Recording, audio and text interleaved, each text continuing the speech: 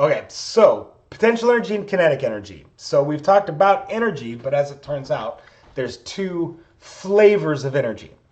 There's potential, and that's the energy stored in an object because of its position, or as we shall see, even its composition.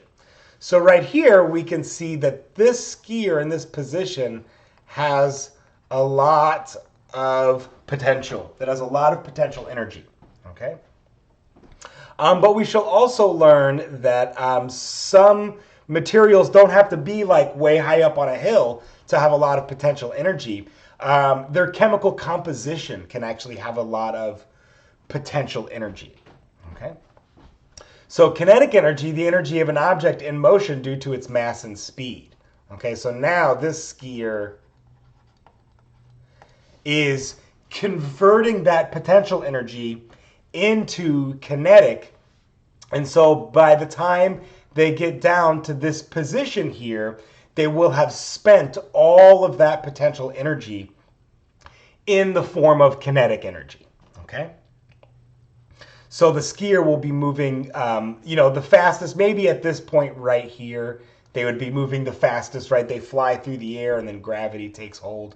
But in any event, we should recognize, if we look at the skier's initial state, which I'll represent with an I, we're going to see that a lot, and the skier's final state, we kind of view potential energy in this type of a diagram, right? Okay, so moving forward. So here is a little bit more on potential energy and the law of conservation of energy. Energy cannot be created nor destroyed, but it can be converted from one form to another. So that's just what I was talking about, how the skier is converting its potential energy into kinetic energy. Okay. Also, there's another important topic to discuss on this notion of going from the initial state to the final state, something like this, initial and final, okay? So we call a property a state function when it is path independent, okay? So only the final state and the initial states are important when something is a state function. And as it turns out, energy is a state function. There are other properties that are state functions, but energy is definitely one of them. And to give us a clear sense of what is a state function, we use capital letters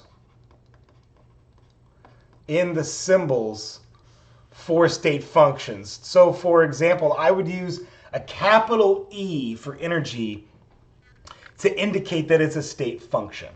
And so what do I mean that the initial and final states are the only thing that's important? Well, let's look at two possible paths a skier might take, okay? So they might take the ski lift, right, all the way up. And just to make this an equivalent argument, I'm going to label, initial state and final state of both skier 1 and skier 2 right here, okay? And so we also note on this picture, the mass of skier 1 equals the mass of skier 2. So they're the same mass. So suppose maybe it's the same person, and in one ride, they just went down the ski lift and, or I guess this figure is showing us that they went up the ski lift, right? And this other ride, like a crazy idiot, they climbed up this hill instead of skiing down it. In any event, okay? So I suppose I could change the I and F to make that consistent with our story. So apologies. We'll make this the initial and this the final. So for both of those paths or skiers, however you want to look at it, the change in potential energy is the same, okay? Whether they took the ski lift or whether they hiked all the way up, right? Their initial state and their final state was the same for both cases. Now, I think we could easily argue that the work that the skier did is vastly different from path 1 to path 2. And that is correct because work gets a lowercase letter w, as well as heat. Heat gets a lowercase letter q, Okay, so these two quantities are both path functions.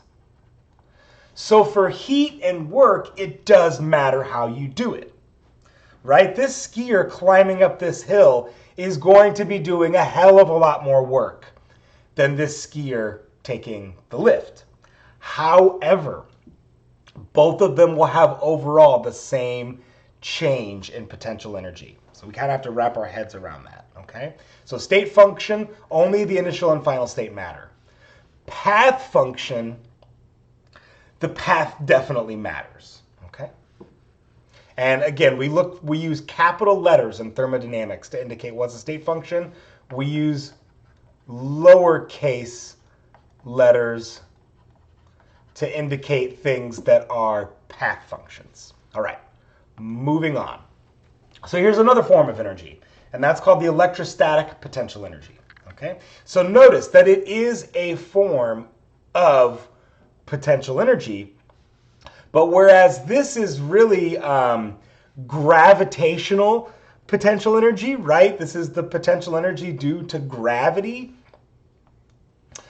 We can also have potential energy due to electrostatic. So in other words, the attraction of opposite charges. So positives and negatives attract each other. And based on the position of those positives and negatives, they could either have a lot of electrostatic potential or no electrostatic potential. So for example, and so again, this I should say again, I'm introducing this for the first time. Potential energy, electrostatic potential energy, is kind of the opposite of gravitational potential. So for example, if I'm holding an object like way up high, it has a lot of gravitational potential energy. However, if I have two charges that are separated really far from each other, they have no electrostatic potential energy. So for example, right here in this picture, where we see this large distance between the positive and the negative charge. I had a crazy little thing that happened there. Okay, so there's a fairly, let's say, large distance between the positive and negative charge.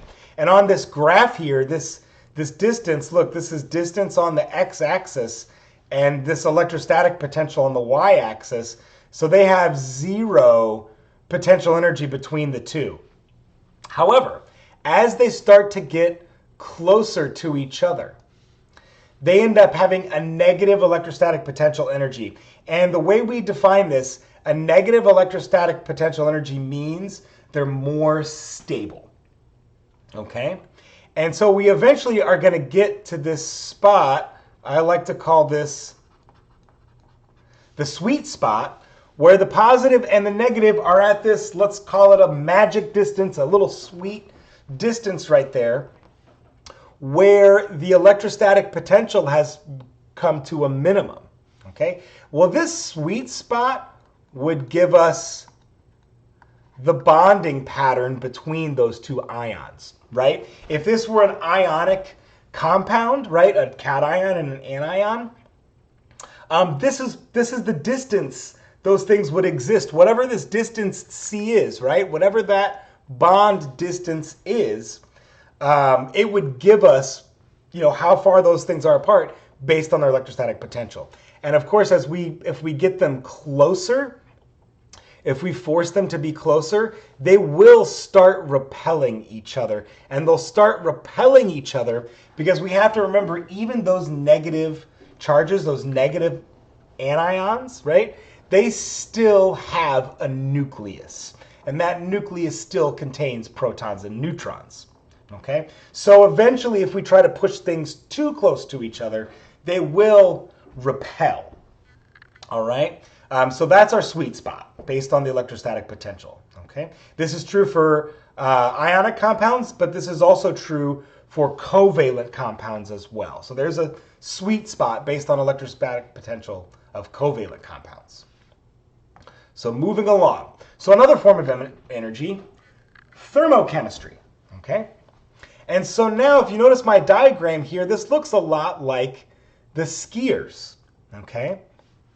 So there's lots of chemical potential with a mixture of hydrogen and oxygen. So think about this, right? A mixture of hydrogen and oxygen is explosive. You just need a tiny little spark to make those things explode. I mean, there's like, I would do this for you all in the lecture hall. I have a suite set up with a hydrogen bottle and an oxygen bottle, and we mix them together and make a balloon and light the balloon. It sounds like a shotgun when it goes off. I mean, you can feel it in your chest, okay? So there is a lot of chemical potential between a mixture of hydrogen and oxygen, or even between a mixture of methane and oxygen, or octane and oxygen. Think about all of the combustion reactions we've talked about. Those reactants have a lot of chemical potential. And when they go and react and blow up, that potential energy is getting converted into kinetic energy. Okay, so energy is being released. So if we think about this as the initial state here and the final state here, we come to an important conclusion, and that is if I subtract the final minus the initial, which is always the case in a state function. It's always going to be final minus initial. Then we will actually get a negative quantity out of this. We will, in fact, see that the change in energy for this particular reaction, in which energy is released, is negative. And this is something we call exothermic. And we're going to see this in a coming slide here. So exo, meaning energy is released. Okay? And so again, we're going to view this in when we start to kind of build this up, this initial state and final state, we're always going to look at it as the final state minus the initial state. Final minus initial, okay? And we're going to see, is that a negative quantity or a positive quantity? If it's a negative quantity, it tells us energy is being released. If it's a positive quantity, it's telling us energy is getting put in. And again, I'm going to review this again. We're going to see this idea coming up again.